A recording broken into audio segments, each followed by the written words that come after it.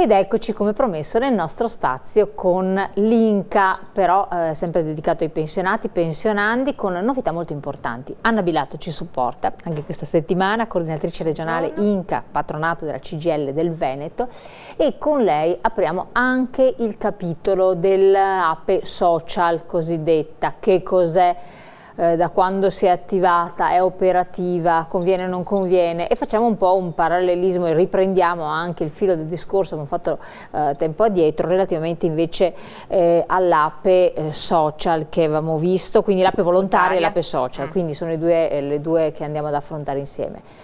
Perché volontaria? Chi la può fare, chi ne ha diritto? Perché la sociale, insomma, e invece chi sono le categorie che possono accedervi. Non è tutto scontato, ci sono anche dei termini, per quello ne parliamo adesso, è una cosa anche importante. E allora la patata bollente la scaraventiamo alla nostra responsabile.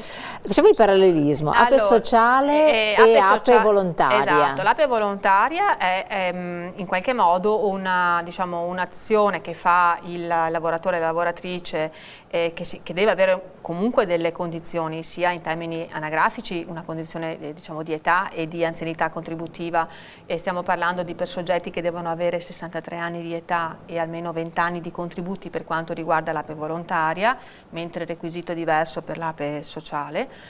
E l'Ape volontaria è nient'altro che una richiesta di motivazione di un prestito, ok? Per poter accedere anticipatamente alla pensione di vecchiaia e perciò avere in anticipo un trattamento pensionistico che avrebbe il singolo lavoratore e lavoratrice avrebbe all'età dei 67 anni. Di fatto dal 2019 abbiamo già i 67 anni di età come requisito anagrafico richiesto, di averlo in anticipo in virtù di questa prestito vero e proprio che viene a seguito di un accordo, di un contratto che viene sottoscritto con una banca piuttosto che con un'assicurazione, in modo tale che poi l'INPS al momento della liquidazione della pensione di vecchiaia tratterrà dal trattamento pensionistico spettante le rate di rimborso di quel prestito che è stato erogato anticipatamente. Allora, questo è l'impianto. Grosso modo. Allora qua sembrerebbe tutto quanto tranquillo e scontato, ma così come sempre non è. Esatto. Allora, innanzitutto tanti giustamente si pongono l'osservazione: ma quale banca, quale istituto di finanziamento, a quali condizioni? I tassi, posso sceglierlo, non posso sceglierlo, e il rimborso quanto va a intaccare la mia pensione? Esatto. E quindi sostanzialmente a chi può convenire farlo? Cioè c'è un tetto sotto il quale è meglio neanche andare a toccare perché sennò si rischia, oppure cosa un po' che vediamo di capire? Anche per quanto riguarda l'Ape volontaria è previsto tra l'altro un importo minimo che deve essere, uno deve raggiungere un importo minimo di pensione per poter attivare questa procedura, e stiamo parlando di 1,4 volte l'importo dell'assegno sociale e siamo intorno ai 700 euro lordi, perciò devi avere comunque un importo che superi questa cifra di pensione di vecchiaia. Qui bisogna fare le simulazioni, bisogna fare dei calcoli, certo. Ogni caso deve essere valutato singolarmente, bisogna capire se appunto esiste o non esiste un vantaggio economico. Diciamo che noi quindi sicuramente come simulazione dei casi, questo è importantissimo, cioè andatevi a fare la simulazione, perché solo in virtù di questa potete con tranquillità fare una scelta consapevole, che dopo uno non si faccia l'illusione senza aver visto che magari porta a casa pochi soldi, perché poi va a intaccare per le restituzioni. O comunque voglio dire il costo può essere anche degli interessi, può essere non vantaggioso, ecco, bisogna fare dei calcoli e valutare correttamente. Diciamo che noi come organizzazione sindacale, per quanto riguarda l'Ape volontaria, non l'abbiamo mai sostenuta, non abbiamo mai ritenuto che fosse una forma reale di sostegno e di reale accompagnamento alle persone che si trovano in determinate condizioni. Altra cosa invece è l'Ape sociale, che allora ha un altro impianto, un altro obiettivo e un'altra tipologia di intervento che abbiamo già sperimentato nel 2017 e che si ripropone e che funziona, anche se diciamo che i numeri rispetto alle domande presentate non hanno poi portato le aspettative che avevamo, perché vi do alcuni numeri per quanto riguarda il Veneto. che sono interessanti. Sono state presentate complessivamente nel Veneto 6.713 istanze, ma purtroppo complessivamente tra APE sociale e precoci. Le accolte però sono state soltanto 2.453. Caspita, Sì. Ma perché? Perché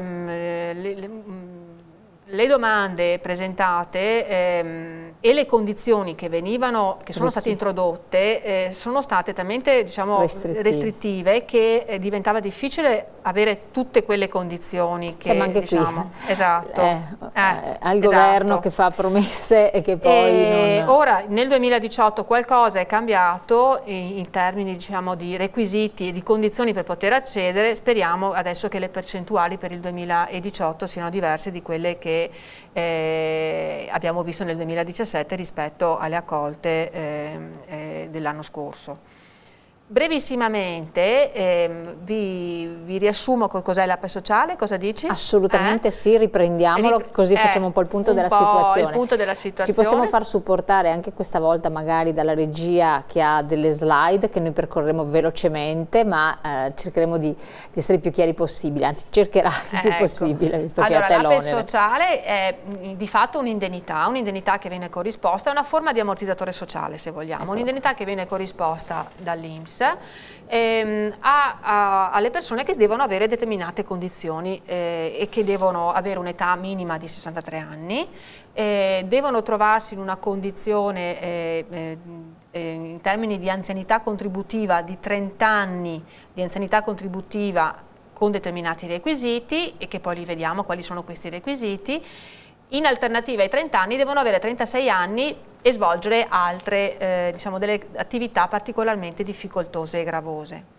Che sarebbero, quali sono proprio velocemente? Velocemente, sono diverse, comunque sono gli operai che lavorano nell'edilizia, i conduttori di gru, i macchinari per la perforazione delle costruzioni, chi per concia e lavora le pelli, i conducenti di convogli ferroviari, il personale delle professioni sanitarie infermieristiche, però che lavorano a turni, e ostetriche che lavorano a turno, o un sistema, diciamo, di turnazione. Questi elenchi ci sono? Sono parecchi, e tra l'altro si sono poi aggiunti quest'anno, nel 2018, altre 4 tipologie di lavorazioni che erano escluse nel 2017, che secondo noi, insomma, era un grosso problema il fatto che non fossero stati contemplati, perché stiamo parlando di lavoratori in agricoltura e chi più di loro, insomma, avrebbe bisogno esatto, i pescatori della pesca costiera, chi lavora nel settore siderurgico e i marittimi imbarcati a bordo, diciamo,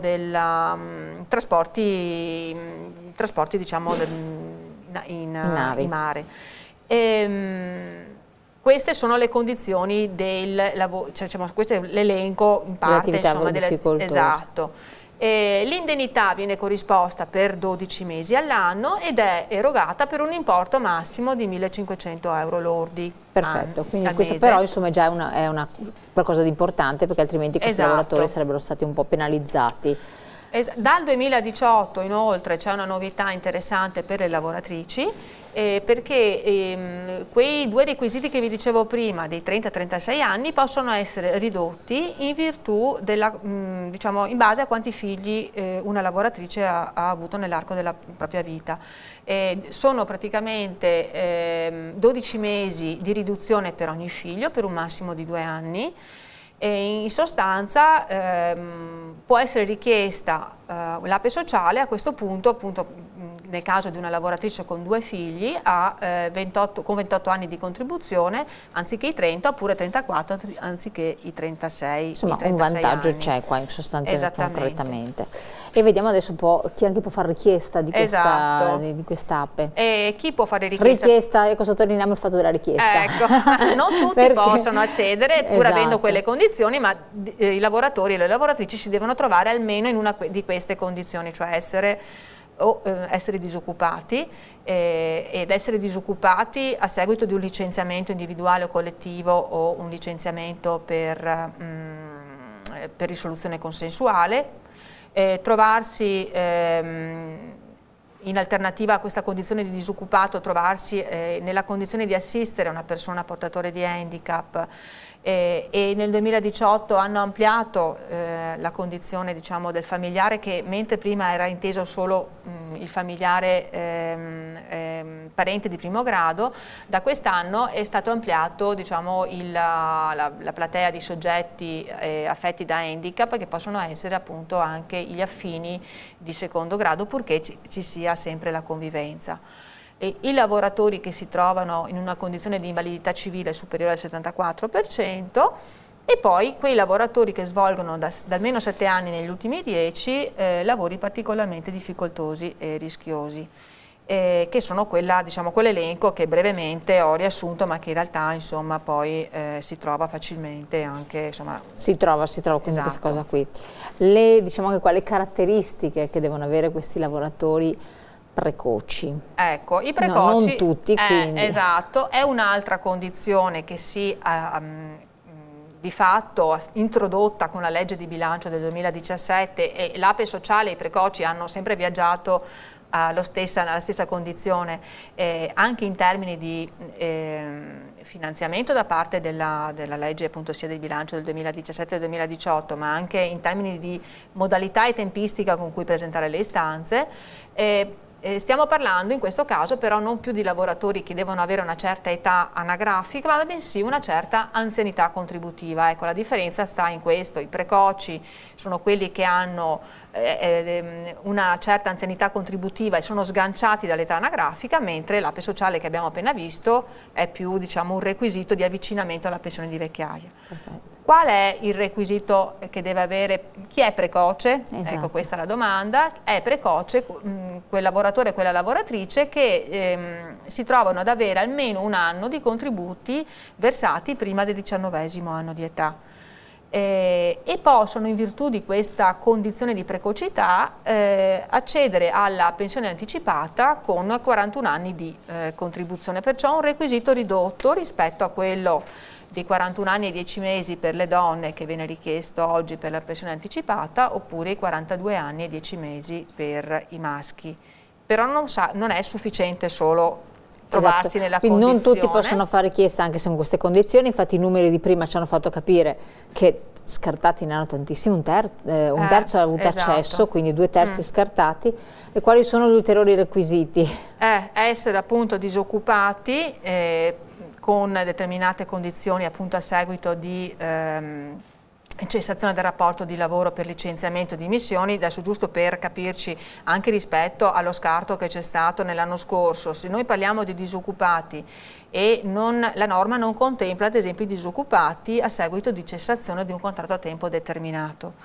E questo è il motivo anche per cui molti hanno fatto richiesta, ma in realtà sono stati esclusi perché erano sì disoccupati, ma quella disoccupazione non veniva da un licenziamento, ma dal termine di un contratto. Quindi è ovvio che sappiamo poi, tra l'altro, quanti sono i contratti a tempo determinato da noi, e sono molti di più che non i contratti a tempo indeterminato, che sono quelli che poi avrebbero generato il diritto ad accedere alla condizione di precocità piuttosto che di APE sociale. Questo è uno dei tanti, diciamo, motivi per cui ci sono state tantissime respinte da parte dell'INPS e appunto pochi che hanno potuto accedere a questi benefici. Uno degli impasse, quindi, che sono stati, esatto, questi, perché teniamo conto che tutti questi requisiti devono coincidere, cioè non è che ce n'è uno o un altro, sono requisiti che devono coincidere. Assolutamente. E ricordo poi infine che ci sono due prime scadenze, che è il 1° marzo 2018 per quanto riguarda le domande dei lavoratori precoci e il 31 marzo del 2018 per l'APE sociale. In realtà queste sono due prime date, perché poi le domande si possono fare anche successivamente entro il 30 novembre del 2018. Chi però inoltra la richiesta entro queste prime due date assume, diciamo, il termine, diciamo, di prevalenza, una graduatoria diversa rispetto alle graduatorie che si andranno a creare con il secondo step delle scadenze 30 novembre. perché appunto una volta innotata la domanda l'INPS le esamina, le istruisce e crea delle graduatorie rispetto poi al riconoscimento e il poter richiedere effettivamente, diciamo, sulla base delle risorse che sono state stanziate. Se una persona però dice ma mi sono accorto tardi, la faccio adesso, però tutti i requisiti, calcolando che tanti ne vengono scartati, può darsi che rientri ugualmente, esatto, perché poi, oppure automaticamente è uno sbarramento? No, non è uno sbarramento, quello che appunto è uno primo step per creare una prima graduatoria, ma avendo visto poi i dati che abbiamo esaminato nel 2017 su questa prima diciamo, esperienza, che non è stata sicuramente facile da gestire, sicuramente il margine poi per poter rientrare c'è comunque, insomma. Quindi anche se non terrorizzatevi se è fuori data, ma rivediamo questi concetti proprio per l'importanza di comunque presentarla, farsi valutare tutta la propria posizione pensionistica, andare all'INCA per vedere se ci sono tutti i requisiti, quindi senza preclusioni, perché magari una persona pensa di essere esclusa, poi magari ci rientra, eccetera. La cosa non è semplice, bisogna avere persone preparate per farlo, quindi noi raccomandando questo di fare grande attenzione, non perdere la speranza, che è altrettanto importante. Chi l'ha presentato un anno e è stato scartato la può ripresentare anche quest'anno. Quelli che sono, infatti, noi andremo a molto ripescare dalle liste del 2017, perché appunto quelle condizioni che magari appunto hanno stato oggetto di respinta per l'anno precedente, essendoci state alcune modifiche nel 2018, diciamo, che hanno migliorato la condizione e anche i requisiti per il 2018, andremo a ripescare quei nominativi per poter riproporre nel 2018 quelle, diciamo, quelle domande che appunto sono state respinte nell'anno precedente. Importantissimo, allora attenzione, chi è stato scartato, ritornare o rifarsi vivi, anche se perché può essere il ripescaggio. Esatto. Grazie Anna Bilato, grazie a voi di averci seguito e naturalmente dopo la pubblicità noi ci rivediamo in studio con gli ospiti per l'approfondimento.